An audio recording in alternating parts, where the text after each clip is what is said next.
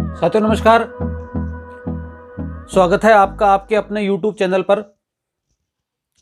Animal physiology में digestive system को अपन पढ़ रहे हैं, पाचन तंत्र को अपन पढ़ रहे हैं। और पाचन तंत्र के अंतर्गत अब तक आपने आहार नाल और डाइजेस्टिव ग्लैंड तक के मैटर को देख लिया। आज के वीडियो में अपन ये जानेंगे कि पाचन की प्रक्रिया आखिर में होती कैसे है। बड़ा ही सरल विषय है, बड़ा ही सरल टॉपिक है, पढ़ के मजा भी आएगा। आप ऐसा समझिए कि आपके अंदर खुद के अंदर की प्रक्रिया आप महसूस कर रहे हैं। बड़ा शानदार काम होगा, शानदार वीडियो होगा। पूरा देखना वीडियो को ढंग से और साथ साथ में नोट्स बना लेना। देखें, डाइजेशन की मैकेनिज्म को अपन मुख्यतया 5 भागों में डिवाइड कर सकते हैं। सबसे पहला है इंजेशन, 2 नंबर पर है डाइजेशन, 3 नंबर पर है एब्जॉर्प्शन, 4 नंबर पर है एसिमिलेशन और 5वें नंबर पर है इजेशन। ये 5 प्रक्रियाएं हैं जिनके आधार पर अपन पढ़ेंगे कि डाइजेशन की मैकेनिज्म किस प्रकार से कंप्लीट होती है। हिंदी में जाओ तो इसको क्या बोलोगे? अंतर्ग्रहण पता ही है आपको, पाचन पता ही है, अवशोषण पता ही है, स्वांगीकरण और पता ही है बहिक्षेपण। इन 5 प्रक्रिया के तहत अपने डाइजेस्टिव सिस्टम की वर्किंग होती है, कार्य प्रणाली होती है। इनमें 2 डिटेल में पढ़ना है अपने को, पाचन और एब्जॉर्प्शन। डाइजेशन और एब्जॉर्प्शन सिलेबस में तो दे भी यही रखा है, डाइजेशन एंड एब्जॉर्प्शन, लेकिन सिलेबस में डाइजेस्टिव सिस्टम से संबंधित ही बात है तो 11-12th स्तर तक का अपने को पूरा लेना पड़ेगा, उसको नहीं छोड़ सकते अपन। देखो, एक एक प्रक्रिया को ध्यान से समझना। इंजेशन, सबसे पहले वाली प्रक्रिया इंजेशन, अंतःग्रहण। इसके अंतर्गत देखो मेन मकसद भी क्या है, अपन डाइजेशन की प्रक्रिया का मेन मकसद भी क्या है कि भोजन है ना, भोजन को छोटे छोटे टुकड़ों में तोड़ना। और तोड़ना का मकसद क्यों है कि भोजन है वो अवशोषित हो सके, उसको एब्जॉर्ब किया जा सके और उससे ऊर्जा प्राप्त हो सके। तो सबसे पहले प्रक्रिया है इंजेशन, मतलब भोजन को ग्रहण करना। इंजेशन की प्रक्रिया में अपन मुख्यतया 2 बातें समझ सकते हैं। इसको भी 2 भागों में अगर बांटते हैं, देखो, एक होता है चबाना, एक होता है निगलना। ठीक है, आपकी जो थाली है, थाली के अंदर जो भोजन पड़ा है ना, ये रोटी है और ये सब्जी है। आपने रोटी का टुकड़ा लिया, सब्जी के साथ मिलाया और आपने मुंह में लिया, आपके बक्कल कैविटी में चला गया। बक्कल कैविटी में जाने के बाद आपके दांत क्या कर रहे हैं? उस भोजन को पीस रहे हैं। ठीक है, दांतों के भोजन के पीसने के साथ साथ उसमें क्या मिल रही है? लार मिल रही है। ठीक है, लार मिलने के साथ साथ जीभ क्या करती है? भोजन को इधर उधर करते हुए दांतों के नीचे लाती है बार बार में। और उसके बाद में इतना सब काम करने के बाद आपने उसको पीस दिया, ऐसा कर दिया, और उस प्रक्रिया में उस भोजन को बोलते हैं अपन बोलस। मुख गुहा में भोजन कहलाता है बोलस। आपके पास बाहर है रोटी सब्जी जो भी है, लेकिन वो निवाड़ा जो आपने ले लिया, अब वो मुख गुहा में जाकर बोलस बन गया। अब उसको क्या करोगे? आप निगलोगे। वो एक तरीके से अर्ध ठोस जैसी स्ट्रक्चर बन गई। अब वो जो प्रक्रिया है, अब आप उसको क्या करोगे? दांतों की सहायता से काट दिया है, जीभ के द्वारा उसको घुमा दिया है, लार उसके अंदर मिल गई है। अब क्या करोगे? उसको आप निगलना चाहोगे। तो जब मुख गुहिका के बाद में क्या आती है? फेरिंक्स। तो फेरिंक्स में जाते ही ढक्कन आ सकता है, हो सकता है भोजन श्वास नली में चले जाए। तो जैसे आप निगलना चाह रहे हो ना, उस समय जो ग्लोटिस है उसके ऊपर एक ढक्कन आ जाता है जिसको बोलते हैं एपिग्लोटिस। ये ढक्कन लग जाता है। ढक्कन लगने के साथ ही किसका जो किधर चला जाता है भोजन, वो चला जाता है अपना भोजन गुलेट के अंदर, और गुलेट में चला जाता है, इसका मतलब भोजन कहां पहुंच गया, गुलेट में चला गया, इसका मतलब भोजन पहुंच गया आपकी फेरिंग्स के अंदर, और फेरिंग्स से भोजन किस में ट्रांसफर हो जाएगा, इसोफेगस में। अब इसोफेगस में भी रुकना थोड़ी है, कि तो नली है सीधी की सीधी, इससे भोजन पतला होकर कहां पहुंच जाएगा, आपके स्टमक में पहुंच जाएगा। ये लो जी, चबाना और निगलना, चबाना और निगलना दो प्रक्रियाओं को सामूहिक रूप से अपन क्या बोल सकते हैं, इंजेशन बोलते हैं। बस इतनी सी बात आप इसमें लिखो ना, तो इतना लिखना, इंजेशन के अंदर चबाना और निगलना, बाकी सब बातें थ्योरेटिकल है, आपको बिल्कुल जोर नहीं आएगा, याद ही रह जाएंगे आपके, और ना यहां से कोई प्रश्न बनता। ठीक है, डाइजेशन एब्जॉर्प्शन को डिटेल में पढ़ेंगे। जब आपने भोजन का अवशोषण हो गया, आपका भोजन है उसमें से जो भी जो खनिज पदार्थ हैं, जो भी काम की चीजें हैं, वो जैसे अवशोषित हो गई, अवशोषित होने के बाद ये जो फूड है ना, ये ब्लड के माध्यम से पर्टिकुलर सेल्स में पहुंचता है, पर्टिकुलर सेल्स में पहुंचेगा, जहां पर जैसे मान लो कि ग्लूकोज के रूप में बन गया, और ग्लूकोज ब्लड में चला गया, और ब्लड में ग्लूकोज घुलकर पर्टिकुलर हर बॉडी की सेल में चला गया। अब सेल्स के अंदर जाकर ग्लाइकोलाइसिस की प्रक्रिया होगी, और अपने को एटीपी मिलेगा, अपने को एनर्जी मिलेगी, क्रेब साइकिल होगा, अपने को एनर्जी मिलेगी। तो ग्लाइकोलाइसिस है, क्रेब साइकिल है, ये जो ब्लड से सेल में जाना, ये प्रक्रिया क्या कहलाती है, एसिमिलेशन कहलाती है। इसमें भी ज्यादा डिटेल नहीं, इसलिए यही बता रहा हूं। और सबसे लास्ट के अंदर जो भोजन जिससे रस पूरा का पूरा आ गया, और बचा खुचा जो कचरा बचा, जो वेस्ट मटेरियल के रूप में बचा है, वो कहां गया, आपके बड़ी आंत में, और बड़ी आंत में भी कहां पर, रेक्टम के अंदर पहुंच गया। अब वो रेक्टम से बॉडी से बाहर निकल जाएगा, इसको बोलते हैं इंजेशन। इंजेशन का मतलब ग्रहण करना, चबाना, निगलना।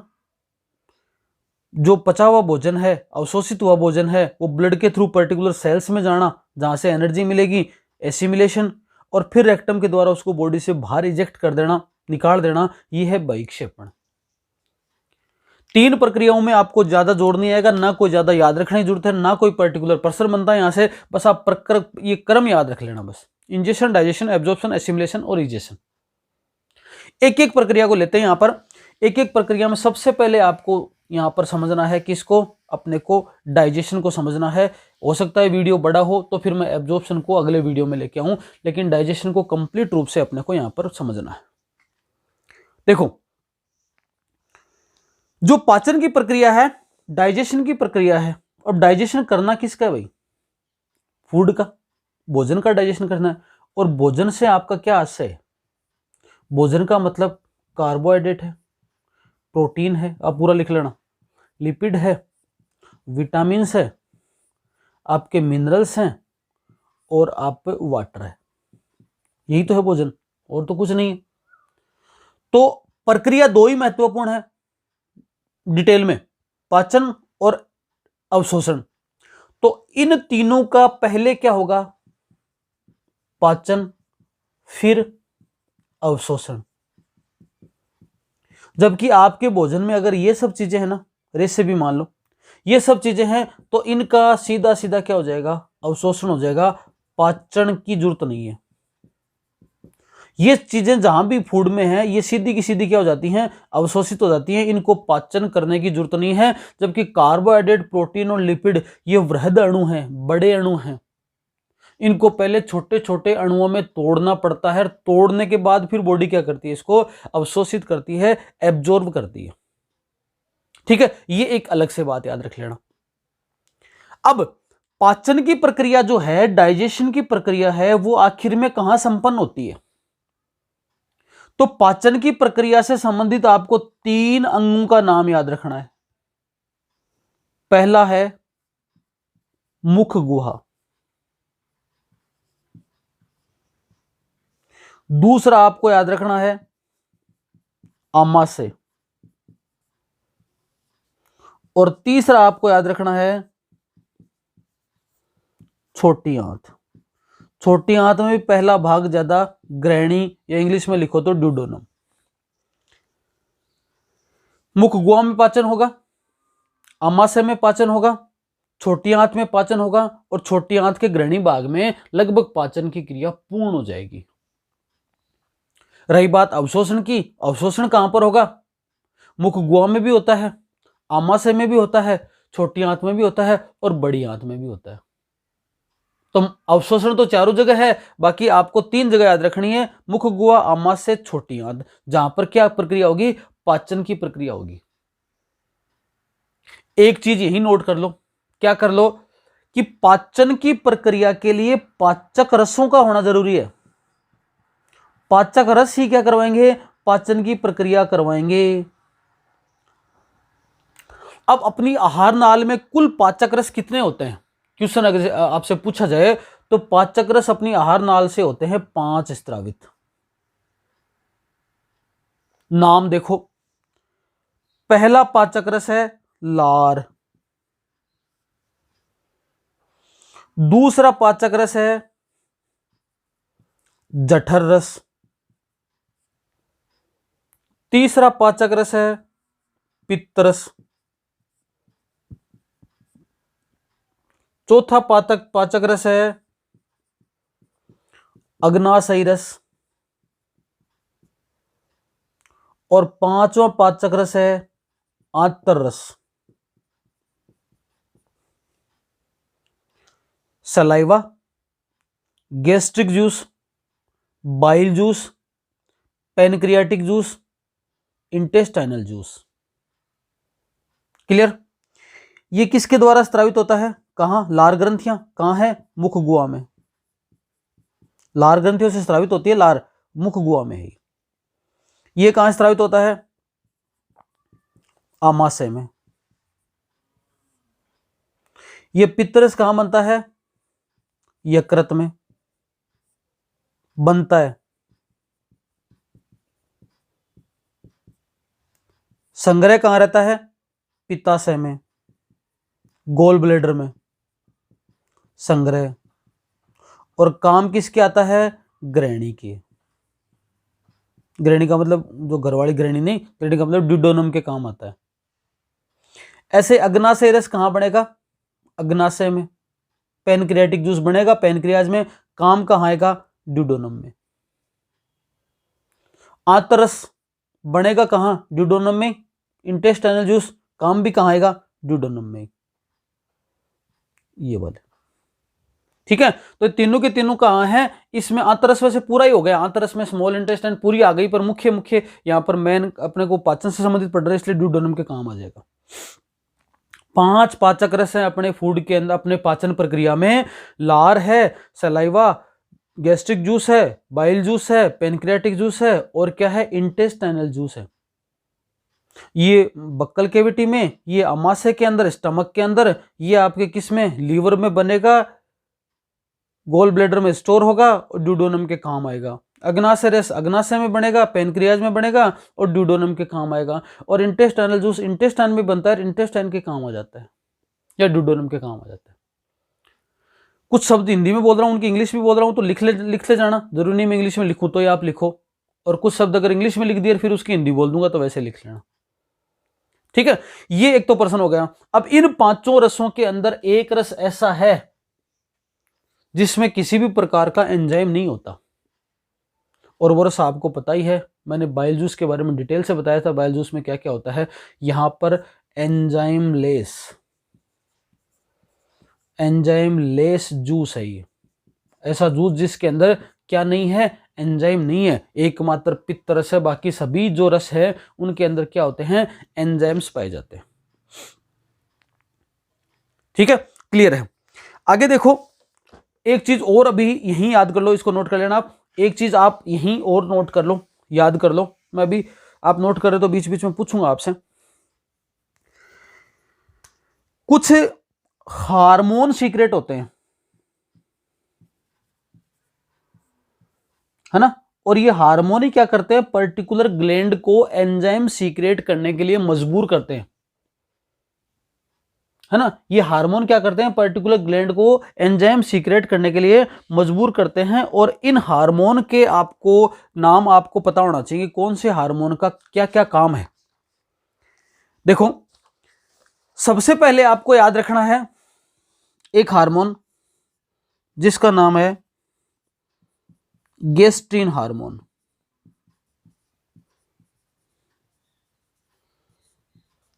गेस्ट्रिन हार्मोन, गेस्ट्रिन हार्मोन है। इस गेस्ट्रिन हार्मोन का सीक्रेशन कौन करेगा? गेस्ट्रिन हार्मोन का सीक्रेशन कहां से होगा? इस गेस्ट्रिन हार्मोन का सीक्रेशन होगा स्टमक के द्वारा। देखो, हार्मोन जहां से सीक्रेशन की बात आती तो जो अपन ने पढ़ा था ना, स्टमक है और आपकी स्मॉल इंटेस्टाइन है, इन स्टमक और स्मॉल इंटेस्टाइन की जो म्यूकस ग्लैंड है ना, अपन ने 4 ग्लैंड पढ़ी थी, इंटरनल स्ट्रक्चर पढ़ी थी तब, तो इसके अंदर जो म्यूकस मेम्ब्रेन है ना, उसके द्वारा हार्मोन सीक्रेट होंगे। तो गेस्ट्रिन हार्मोन किसके द्वारा सीक्रेट होगा? स्टमक की म्यूकस मेम्ब्रेन के द्वारा। और जैसे ये सीक्रेट हो जाएगा ना, ये क्या करेगा, ये जो हार्मोन है ना, वो गेस्ट्रिन हार्मोन ये क्या करेगा, ये आपको गैस्ट्रिक ग्लैंड है, कहां पर? स्टमक के अंदर। गैस्ट्रिक ग्लैंड को बोलेगा कि आप क्या करो, गैस्ट्रिक जूस सीक्रेट करो। अभी आया था ना सबसे पहला जूस, अमासेरस, गैस्ट्रिक जूस, ठीक है। पाचक में अभी पढ़े थे ना अपना, पाचक के अंदर जो था ना जठरस, इसको बोल दो, अमासेरस बोल दो, ये जो जठरस है ना, इसको बोलते हैं गैस्ट्रिक जूस। तो अमाशय से निकलेगा गैस्ट्रिक जूस। अमाशय में भी कहां? गैस्ट्रिक ग्लैंड के द्वारा। गैस्ट्रिक ग्लैंड कहां है? स्टमक में है। अब उस स्टोमक की जो श्लेष्मा मेम्ब्रेन है, म्यूकस मेम्ब्रेन है, उसमें एक हार्मोन सीक्रेट होगा, हार्मोन का नाम है गेस्ट्रिन हार्मोन। अब ये हार्मोन कब सीक्रेट होगा? जब आपने भोजन किया और भोजन करने के बाद जैसे ही भोजन आपने निगल लिया, इंजेक्शन की प्रक्रिया पूरी हो गई, और जैसे ही ये आपके उस दीवारों के सारे स्टमक में चला गया, आपका स्टमक जब भर गया ना, आप ये जो थैली है ना, ये वाली थैली जब भरने लग गई, यहां पर भोजन आने लग गया ना, तो जैसे ही भोजन का आना, उन दीवारों के साथ साथ भोजन का आना, और उस श्लेष्मा मेम्ब्रेन को बोलता है कि भैया भोजन आ गया है, अब क्या करो आप गैस्ट्रिक ग्लैंड को एक्टिवेट कर दो। ये हार्मोन क्या करता है? ये बोलता है कि अब जरूरत पड़ेगी तो क्या कर दो, गैस्ट्रिक ग्लैंड को एक्टिवेट कर दो। और गैस्ट्रिक ग्लैंड एक्टिवेट हो गई तो क्या निकाल देगी? वो गैस्ट्रिक जूस निकाल देगी। गैस्ट्रिक जूस के क्या काम है वो तो अभी देखेंगे अपन, पर मैं अभी आपको हार्मोन बता रहा हूं, ये अलग से लिख लेना आप, इनको अलग अलग डब्बे में बंद कर लेना, सारी मोटी मोटी बातों को, ठीक है। अब जैसे ही स्टमक का काम हो गया, स्टमक से 3-4 घंटे पड़ा है भोजन, 3-4 घंटे पड़ा है भोजन, उसके बाद में भोजन को कहां जाना है? भोजन को जाना है ड्यूडेनम में, छोटी आंत के अंदर। तो जैसे भोजन ड्यूडेनम में जाएगा, वहां पर जाने के साथ साथ में जो ड्यूडेनम की जो श्लेष्मा मेम्ब्रेन है ना, ड्यूडेनम की म्यूकस मेम्ब्रेन है, वो कुछ हार्मोन का सीक्रेशन करेगी। और वो हार्मोन कौन कौन से हो सकते हैं? उन हार्मोन का नाम है सीक्रेटिन, ठीक है। उन हार्मोन का नाम है CCK, कोलेसिस्टोकाइनिन।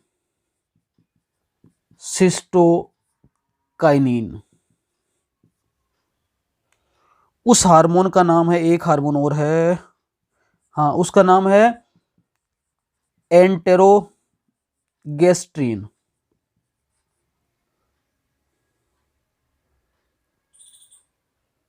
तीन हार्मोन मुख्य, सीक्रेटिन, कोलेसिस्टोकाइनिन और एंटेरोगेस्ट्रीन। एक हार्मोन और है, इसको बोलते हैं ड्यूडोक्राइन हार्मोन, ठीक है। इतने से काम चल जाएगा। देखो, जैसे ही भोजन आपका छोटी आंत में जाता है, छोटी आंत में जाते ही समस्या क्या आती है कि जो भोजन आ रहा है वो स्टमक से आ रहा है, और स्टमक के अंदर तो आपके HCl भरा पड़ा था, और HCl भरा पड़ा तो भोजन के अंदर तो एसिडिटी आ गई, तो वो जो HCl है वो तो छोटी आंत को जला देगा, क्योंकि छोटी आंत के अंदर तो ऐसी व्यवस्था नहीं है कि वो कंट्रोल कर ले। अमाशय में तो फिर तो मोटी दीवारें होती हैं। तो क्या करता है, सबसे पहले तो क्या करेगा, ये ड्यूडोक्राइन हार्मोन एक्टिवेट हो जाएगा जैसे भोजन छोटी आंत में प्रवेश कर रहा है।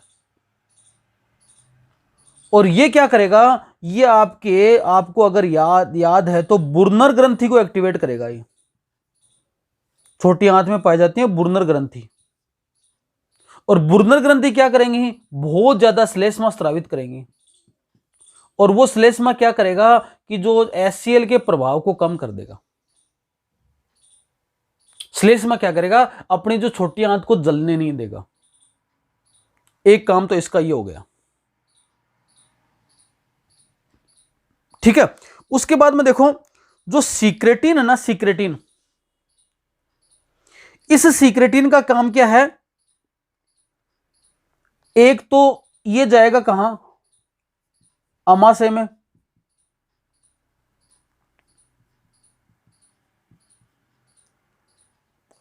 और HCl के प्रभाव को कम करेगा, को कम, या HCl के स्त्राव को रोकता है, क्योंकि HCl तो अभी भी बन रहा है, HCl क्योंकि भोजन तो वहां चला गया, तो ये सीक्रेटिन क्या करेगा, अमाशय को बोलेगा भैया HCl को अब तो बंद कर दो। और एक ये जाएगा कहां पर, जरूरत पड़ेगी कि अमाशय को खाली से क्या पता मेरी बात माने नहीं माने, तो मैं अगर ये ज्यादा एसिडिक है तो ऐसा कोई बेसिक नेचर का कंपाउंड लाऊं जो इसको कंट्रोल करे। तो एक एक क्या जाएगा, एक चला जाएगा ये पैनक्रियाज के पास, पैनक्रियाज के पास जाएगा, अग्नाशय के पास जाएगा, और अग्नाशय को प्रेरित करेगा किसके लिए, कि आप पैनक्रियाटिक जूस निकालो, क्योंकि उसकी पीएच एल्केलाइन है, ठीक है। तो पैनक्रियाज क्या करेगा, पैनक्रियाटिक जूस निकालेगा, कब निकालेगा, जब सीक्रेटिन उसको जाके बोलेगा।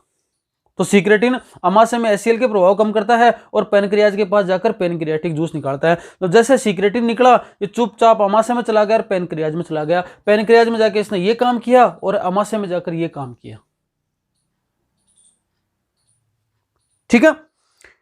अब कोलेसिस्टोकाइनिन, ये क्या करेगा, कोलेसिस्टोकाइनिन जाएगा कि पित्ताशय के पास जाएगा ये, और पित्ताशय के पास जाकर क्या बोलेगा कि भैया आप पित्तरस को स्त्रावित करो, क्योंकि भोजन में आपके लिपिड आया है, और लिपिड को पचाने के लिए बाइल जूस की सख्त आवश्यकता है, आप प्लीज बाइल जूस सीक्रेट करें। ये कौन बोलेगा, सीसी के कहां जाएगा, पित्ताशय में जाएगा ये, ठीक है। और एंटेरोगेस्ट्रिन, नाम से पता चल रहा है ये गेस्ट्रिन के एंटी है, ये गेस्ट्रिन के एंटी काम करेगा।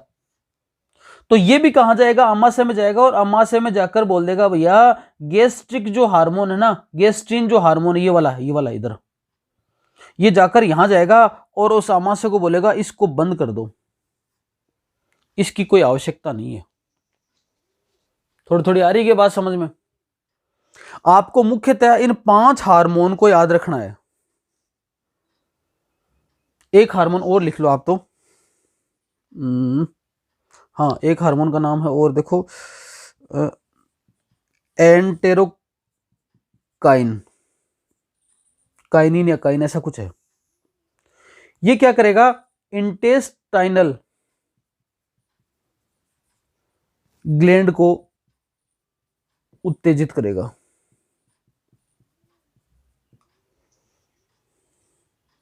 ठीक है। अब देखो आप, अब समझो बात दोबारा से।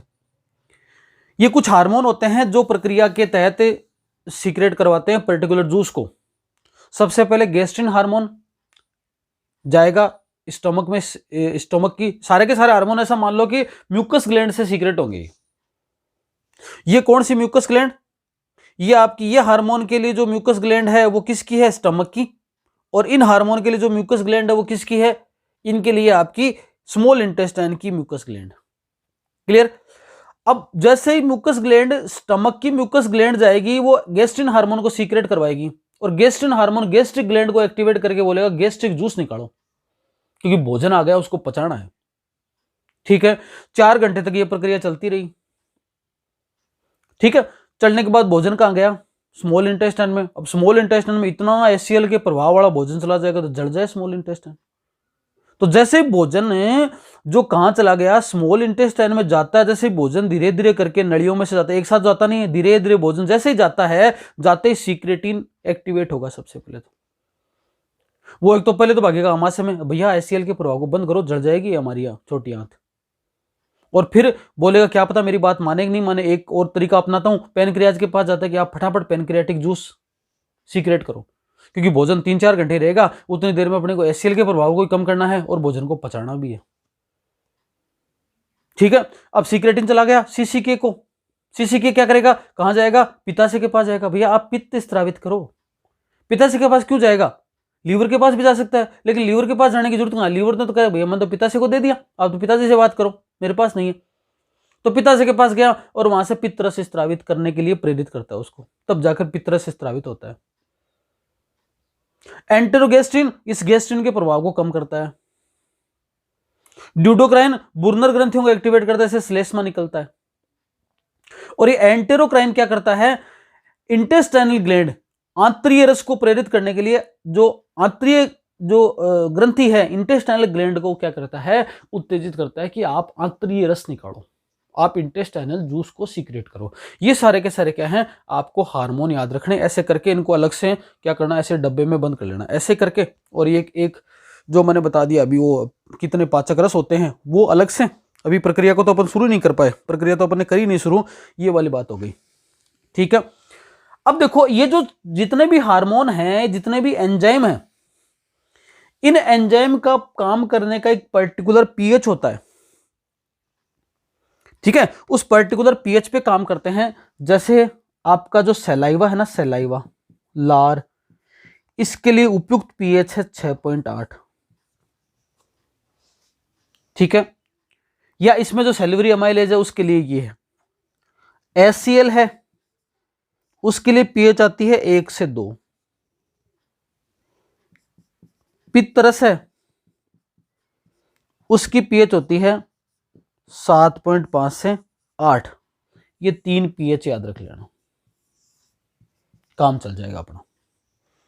सलाइवा 6.8 है, एचसीएल 1 से 2 है, और पित्तरस है 7.5 से 8। ये वाली आपको पीएच याद रख लेनी है, बाकी ज्यादा कुछ याद रखने की जरूरत नहीं है। पैनक्रियाटिक जूस के लिए भी मतलब ये हो गया, पित्तरस हो गया, ये वाली हो गई। और ठीक है, चलेगा काम। आगे देखो, अब अपन प्रक्रिया पे आते हैं। आपने को पाचन की प्रक्रिया करवानी है 3 जगह पर। 3 जगह पर अपने को पाचन की प्रक्रिया करवानी है। सबसे पहले पाचन करवाएंगे अपन मुख गुहा में, बक्कल केविटी में, मुख गुहा में पाचन। एक शब्द और याद रखो, देखो अभी एक याद रखो बोलस, एक रखो कायम, एक रखो कायल। बोलस, कायम और कायल हिंदी में भी लिख लेना चाहिए। तो ये क्रम है। जब आपका भोजन मुख गुहा में है उसको बोलस बोलते हैं। जब आपका भोजन कहां चला गया, आमाशय में चला गया और पिस गया, उसको कायम बोलेंगे। जब आपका भोजन कायम हो गया और लास्ट में कायल हो गया, कहां, छोटी आंत में, CH कायम और कायल में कंफ्यूजन हो, बोलस तो याद रह जाएगा सबसे पहला मुंह में ही। कायम और कायल में याद रखो तो CH, फिर Y, CHY, M आता है, यहां पर L आता है ना। खैर इससे भी कोई बात नहीं, कायम कायल हो गया, लास्ट में घायल बोलते हैं ना, आखिर में जाते थे, इतना उसको कर दिया, पचा दिया बेचारे को, इतने एंजाइम मिल गए कि वो क्या होगा, घायल हो गया, कायल हो गया। ऐसा मान लो आपका कायल हो गया कि आपने बढ़िया पचा दिया उसको, ये कायल हो गई बात। अब देखो एक एक में मुख गुहा में पाचन की प्रक्रिया को पढ़ते हैं। सबसे पहले मुख गुहा के अंदर जो आपकी बक्कल केविटी है, बक्कल केविटी के अंदर जैसे ही भोजन जाता है, अब भोजन को क्या करते हैं, छोटे छोटे टुकड़ों में तोड़ते हैं। तो दांतों के द्वारा भोजन को छोटे छोटे टुकड़ों में, दांतों के द्वारा क्या करते हैं, भोजन को छोटे छोटे टुकड़ों में तोड़ा जाता है। टुकड़ों में तोड़ रहे हो आप। और कायदा क्या बनता है कि आपके मुंह में 28 दांत या 32 दांत है, तो आप एक निवाले को, जो आपने एक निवाला लिया है मुंह में, उसको कम से कम 28 या 32 बार, कम से कम तो क्या अधिकतम इतनी बार चबाओ। अगर आपने इतनी बार चबाया तो उतने दौरान तीनों जो जोड़ी लार ग्रंथियां हैं वो क्या करेंगी, लार का सीक्रेशन करेंगी। और चबाते चबाते भोजन है ना एक लुगदी के समान हो जाएगा, भोजन की लुगदी निकल जाएगी, और उस लुगदी को क्या बोलेंगे, उसको बोलेंगे बोलस। और भोजन के अंदर लार मिल गई। लार में क्या क्या है ये मैंने बता दिया आपको। मुख्य भोजन के अंदर लार के अंदर दो चीजें मिल जाती हैं, टाइलिन एंजाइम और एक लाइसोजाइम। अगर आपके भोजन में कोई बैक्टीरिया है तो लाइसोजाइम क्या करेगा, लाइसोजाइम हानिकारक जीवाणुओं को नष्ट करता है। अब आपने भोजन लिया और उसको तुरंत ही निगल लिया तो इसका मतलब ये काम नहीं कर पाएगा।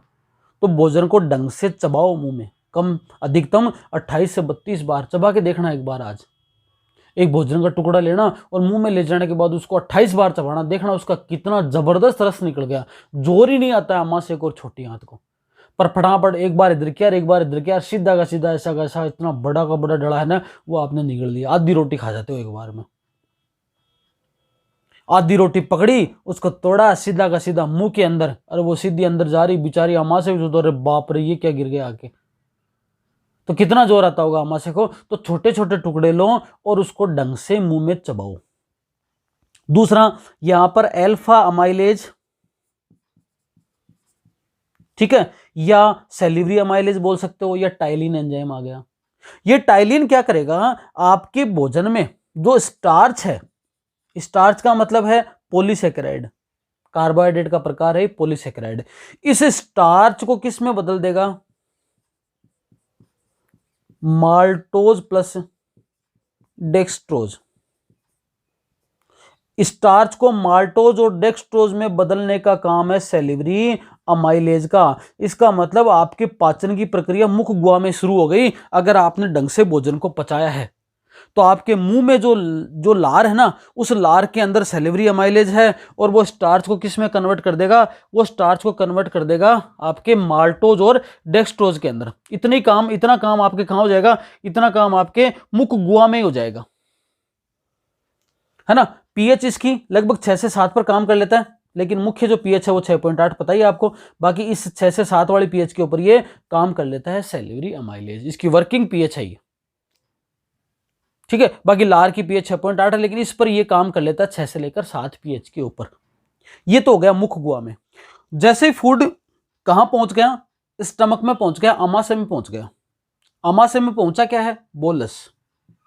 कहां पहुंच गया, ये अमाशय में पहुंच गया, यहां आ गया भैया, ये बोलस है ना, बोल बन के ये बोलस है, वो कहां आ गया, अमाशय में आ गया। अभी बोलस ही आई है। जैसे ही भोजन अमाशय में आता है, अमाशय की जो श्लेष्मा है, म्यूकस मेम्ब्रेन है, वहां पर एक जी सेल होती हैं, और जी सेल एक हार्मोन का सीक्रेशन करती हैं, पता ही आपको, अभी बोला था, गैस्ट्रिन हार्मोन का सीक्रेशन करती हैं। गैस्ट्रिन हार्मोन किसको एक्टिवेट करता है, गैस्ट्रिक ग्लैंड को, और गैस्ट्रिक ग्लैंड क्या निकालती है, गैस्ट्रिक जूस, जठर रस। अब आप ये बताओ गैस्ट्रिक जूस में होता क्या क्या है।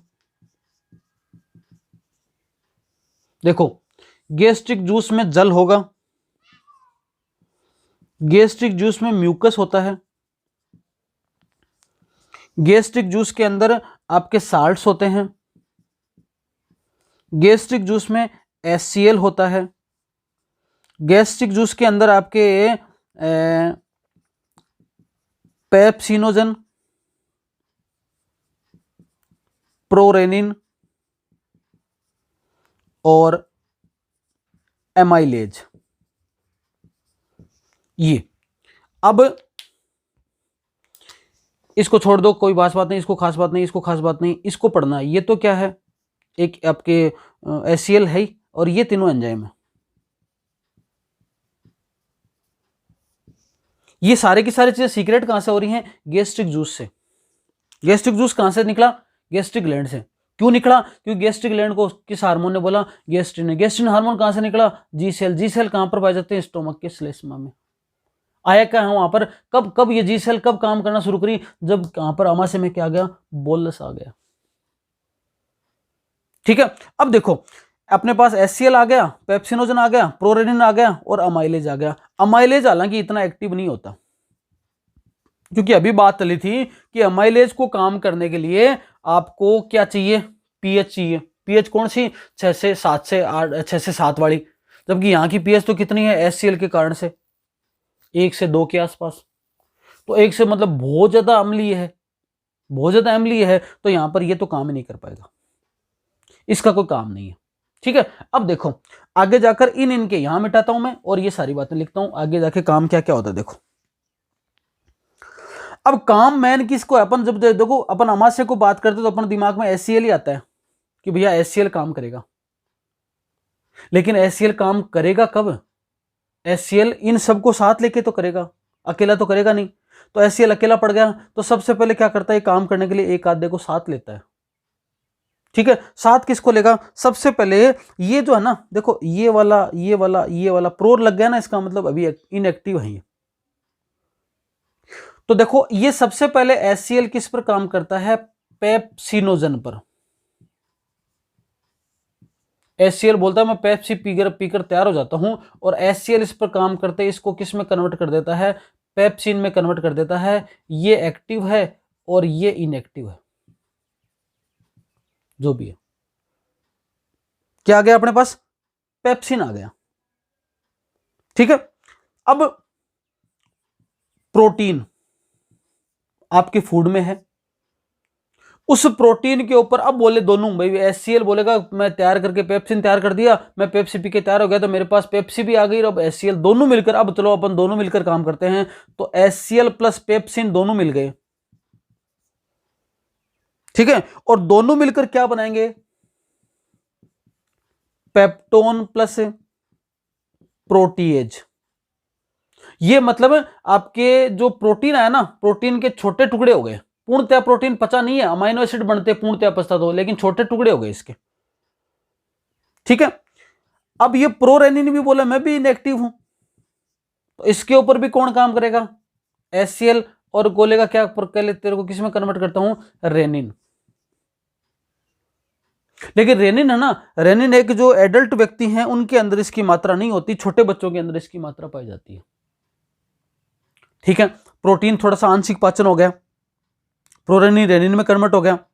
अब जो दूध में प्रोटीन है, दूध पीते हो आप, दूध के अंदर भी प्रोटीन है। ठीक है, उसमें है क्या? कैसिनोजन, जिस पर कौन काम करता है?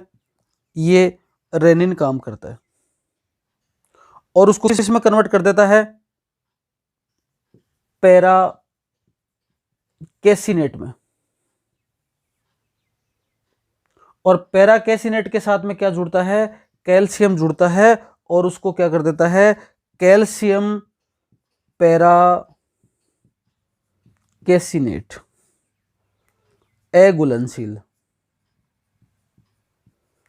या बोल सकते हैं दही। मतलब आपने भोजन में दूध लिया ना, वो भी क्या बन जाना है? दही बन जाना है। अब चूंकि रेनिन एक सर्टेन एज के बाद में होता नहीं है, मतलब बच्चे में होता है केवल, होता है तो बाकी नहीं होता। तो इस परिस्थिति के अंदर फिर ये जो रेनिन वाला काम है ना, ये रेनिन वाला काम कौन करता है? पेप्सिन ही करता है। ये पेप्सिन क्या करता है? इस फूड को, रेनिन की जगह ये काम पेप्सिन कर देता है, और इस दूध में प्रोटीन जो उपस्थित है उसको पचाने का काम करता है। ठीक है, एक एंजाइम और होता है, देखो यहां पर एक एंजाइम और है आपके गैस्ट्रिक जूस में, जिसका नाम है लाइपेज। लाइपेज का काम है यहां पर लिपिड को पचाना। लाइपेज का काम क्या है? लिपिड का डाइजेशन करना, लिपिड को पचाना। लेकिन लिपिड को पचाने में समस्या यह आती है कि लाइपेज यहां पर इतना ज्यादा एक्टिव नहीं होता, परंतु ये एक जो सरल चीज है उसको तो पचा ही सकता है। और सरल चीज जैसे मान लो आपने मक्खन खाया,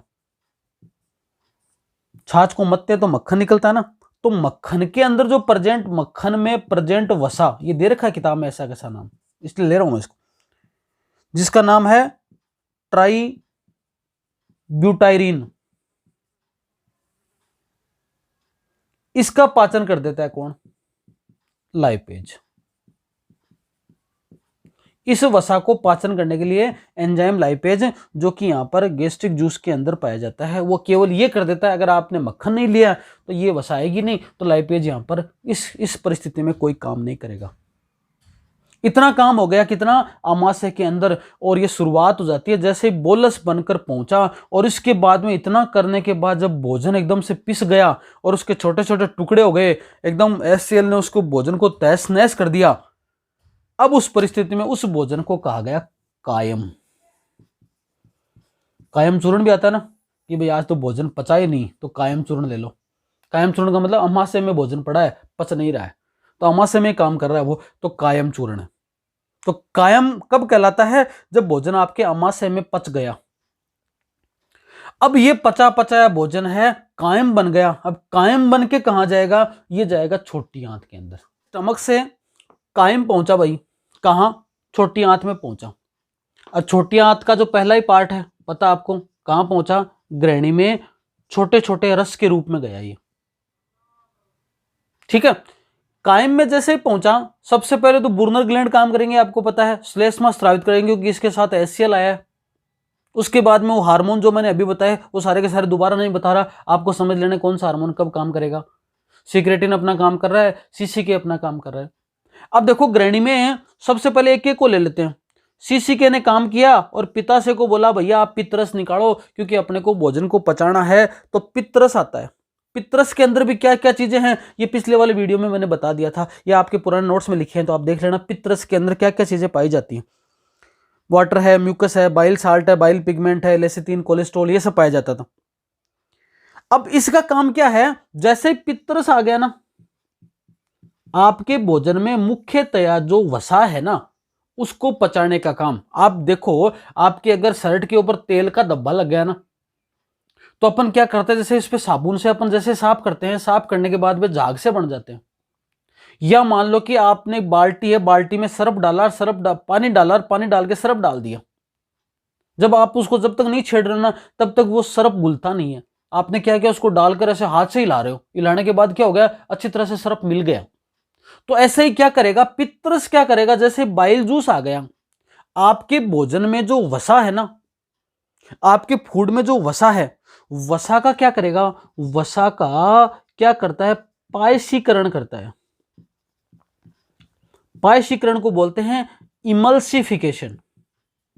इमल्सिफिकेशन का मतलब क्या होता है, उसके ऊपर एकदम झागनुमा स्ट्रक्चर बना देता है ये, उसके ऊपर झागनुमा संरचना बना देता है। मतलब ऐसा कह सकते हैं कि अपन ये डिटर्जेंट की तरह काम करता है, एक तरीके से अपमार्जक या साबुन की तरह काम करता है, क्योंकि लेसिथिन है इसके अंदर, और लेसिथिन के अंदर आपका ध्रुवीय और अध्रुवीय दोनों अणु होते हैं। तो ये ज्यादा डिटेल में नहीं जा रहे, पर आप मान के चलिए कि ये जो जो भाग है ना वो आपके भोजन में उपस्थित वसा के साथ में, ऐसा बोल सकते हैं, वसा प्लस पित्त लवण या पित्त बराबर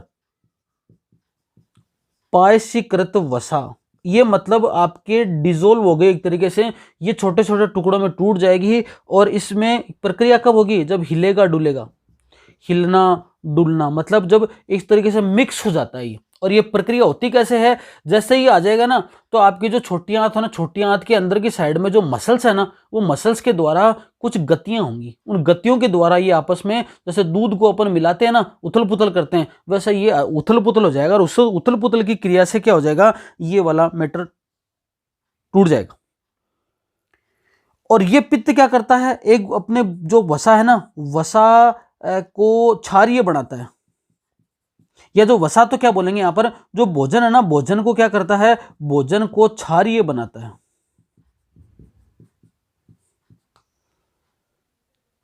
ठीक है,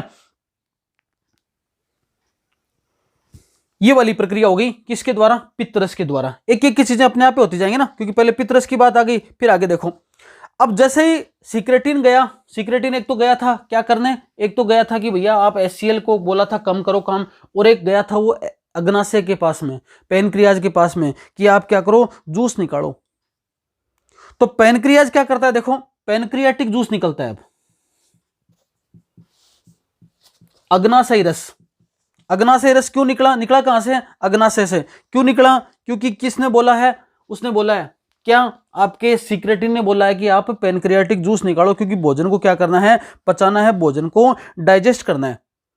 अब भोजन को डाइजेस्ट करने के लिए सिक्रेटिन गया और अग्नाशय रस निकला। उस अग्नाशय रस के अंदर देखो क्या क्या चीजें होती हैं, उसके अंदर होता है एक तो ट्रिप्सिनोजन, एक नंबर बात, ठीक है। उसके अंदर होता है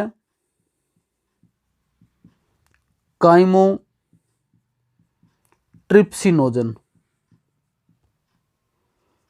उसके अंदर होता है प्रोकार्बोक्सी पेप्टिडेज, उसके अंदर होता है प्रो इलेस्टेस, उसके अंदर होता है लाइपेज, और उसके अंदर होता है अग्नाशयी अमाइलेज।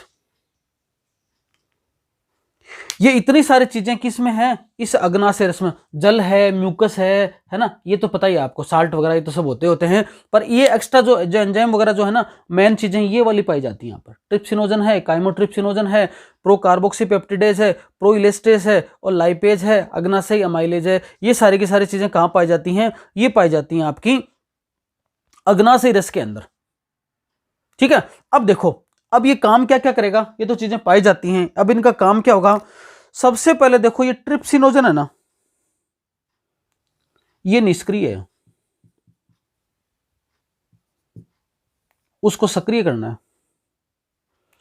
तो यहां पर एक एंजाइम है जिसका नाम है एंटेरोकाइनेज,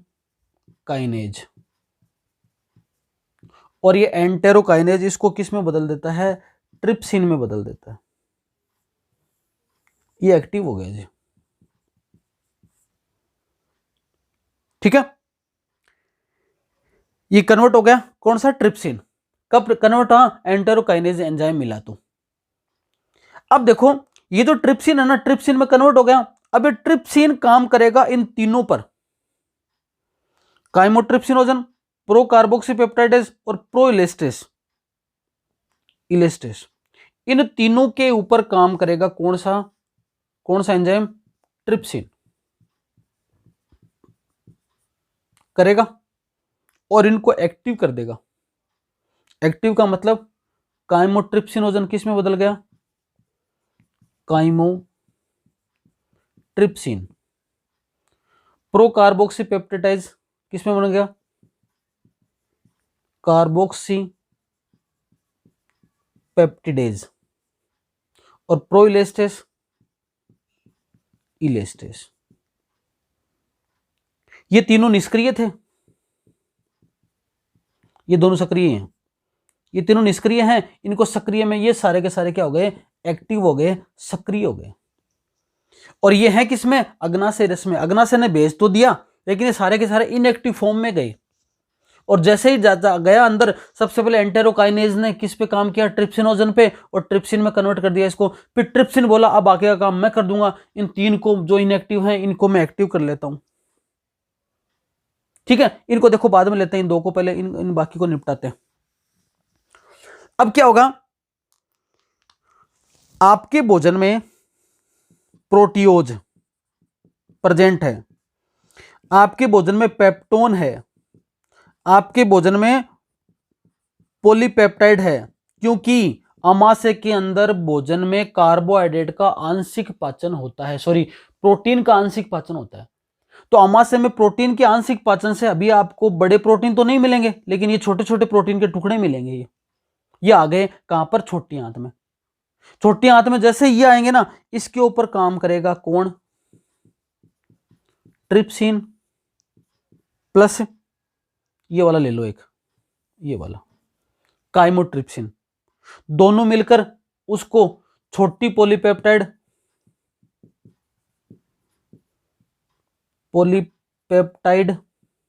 या डाइपेप्टाइड या ट्राइपेप्टाइड में कन्वर्ट कर देंगे।